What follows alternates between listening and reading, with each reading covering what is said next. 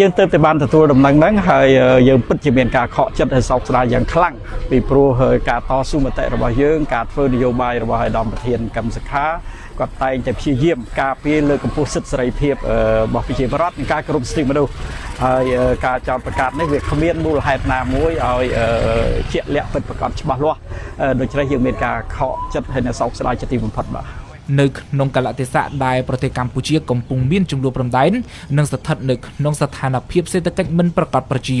ការរួបរวมផ្សះផ្សាជាតិរវាងអ្នកនយោបាយគ្រប់និន្នាការគឺជារឿងចាំបាច់សម្រាប់ការដោះស្រាយបញ្ហាប្រទេសជាតិនេះបើតាមលោកយ៉ែមពញ្ញរិទ្ធមុននឹងសង្កត់ធ្ងន់ថាប្រព័ន្ធតុលាការនៅកម្ពុជាគួរតែមានការធ្វើកំណែទម្រង់ដើម្បីផ្ដល់ភាពយុត្តិធម៌ទៅដល់ជនរងគ្រោះមិនថាតែជាអង្គទូតឬមួយក៏មតិយោបល់អ្នកវិភាគនយោបាយអ្នកនយោបាយឬក៏ប្រជាពលរដ្ឋទេលោកតែងតែលើកឡើងគឺចង់ឲ្យមានតម្លាភាពចង់ឲ្យមានសិទ្ធិសេរីភាពនៃការបញ្ចេញមតិសិទ្ធិសេរីភាពនៃការជួបជុំហើយនិងសិទ្ធិសេរីភាពនៃការចូលរួមនយោបាយដោយពេញលេញដោយគ្មានការរើសអើងហើយនៅពេលដែលមានការកាត់ក្តីបែបនេះទៅលើប្រធានគណៈបកមួយឲ្យជាប់ទោសយ៉ាងធ្ងន់ធ្ងរជាទីបំផុត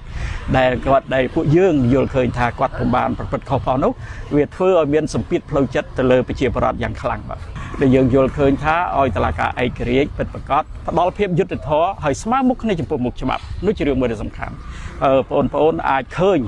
សង្គមរបស់យើងមានបញ្ហាអីខ្លះ online scam បញ្ហាឆោបបោក online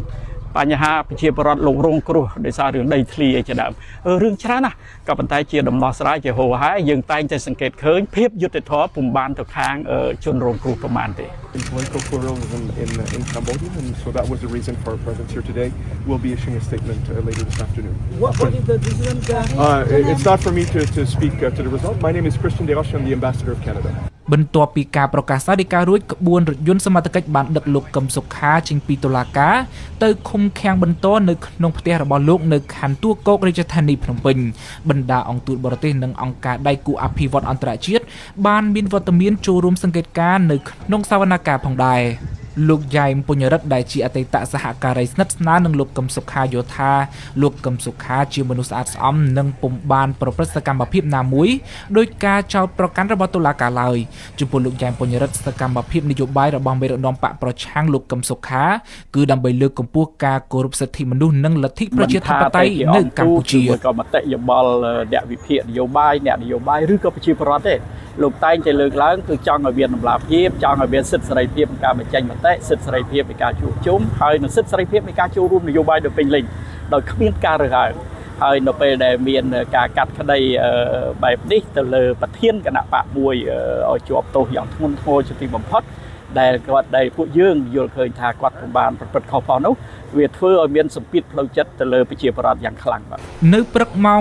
9:15 នាទីថ្ងៃប្រហ័សទី 30 ខែមេសាឆ្នាំ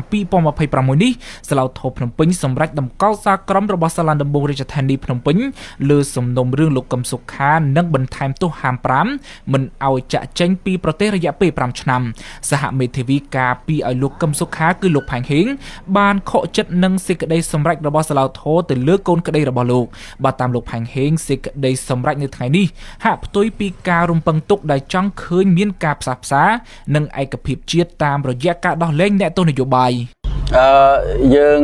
សម្ដែងនៅការសោកស្ដាយបាទហើយយើងមិនដឹងថាឯកឧត្តមកឹមសុខានឹងសម្រេចប្តឹងសារទុកឬក៏បញ្ចប់ត្រឹមនេះបាទព្រោះយើងមើលទៅស្ថានភាពពេលនេះគួរតែរដ្ឋាភិបាលដែលដឹកនាំដោយគណៈបព្វជិជនស្វែងរកការផ្សះផ្សាជាតិប៉ុន្តែឃើញសាលក្រមរបស់តុលាការថ្ងៃនេះ សាធិការបោះសាឡាតោថ្ងៃនេះវាមិនដោយការរំពឹងទុក ទោះជាយ៉ាងនេះក្តីសហមេធាវីនឹងមានជំនួបពិភាក្សាជាមួយលោកកឹមសុខាតាក់ទងទៅនឹងការបន្តនីតិវិធីប្តឹងទាស់និងបណ្ដឹងសារទុកទៅតុលាការកំពូលលោកមេធាវីផែងហេងឲ្យដឹងទៀតថាលោកកឹមសុខាមានទឹកមុខក្រៀមក្រំក្រោយស្ដាប់ការប្រកាសសាលដីការបស់សាឡាវធរ យើងគិតថារាជរដ្ឋាភិបាលនៅស្វែងរកការផ្សះផ្សាជាតិបង្រួមរួមជាតិតាមរយៈការដោះស្រាយរឿងទាំងឡាយណាដែលពាក់ព័ន្ធអ្នកនយោបាយពាក់ព័ន្ធនឹងសកម្មជនសិទ្ធិមនុស្សក៏ដូចជាអ្នកដែលធ្វើកិច្ចការដើម្បីសង្គមណាដែលយើងឃើញសាលក្រមសាលដីកាថ្ងៃនេះហាក់ដូចជាផ្ទុយពីអ្វីដែលយើងគិតថារាជរដ្ឋាភិបាលនឹងគិតគូរដល់ការផ្សះផ្សានិងពង្រឹងឯកភាពជាតិដែលក្នុងខណៈដែល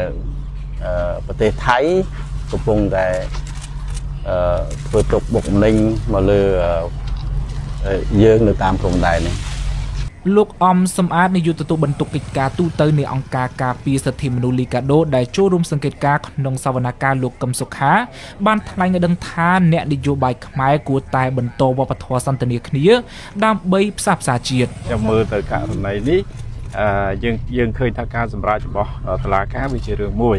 ប៉ុន្តែគាត់ថាយើងជាអង្គការសង្គមស៊ីវិលនឹងយើងចង់ឃើញថាអ្នកនយោបាយខ្មែរគាត់មានបន្តនៅវប្បធម៌សន្ទនានៃការចរចាដើម្បីរកដំណោះស្រាយមួយចេញដូចពីមុនមកគឺការចរចាគ្នាហើយអាចនឹងមានការដោះស្រាយផ្នែកនយោបាយហើយមានការបទូបថយឬក៏អាចនឹងមានការច្រកចេញតាមណាមួយដើម្បីឲ្យคล้ายទៅជាការមានសាមគ្គីភាពជាតិឯកភាពជាតិហើយនឹងខ្មែរតែមួយហើយអ្នកនយោបាយទាំងអស់គឺយើងតម្កល់ឧត្តមប្រយោជន៍ជាតិឧត្តមប្រយោជន៍ពលរដ្ឋជាធំណាបាទហ្នឹងវាជាច្រកមួយទៀតក្រៅតែអំពីរឿងដំណើរការនៅតាមតុលាការបាទ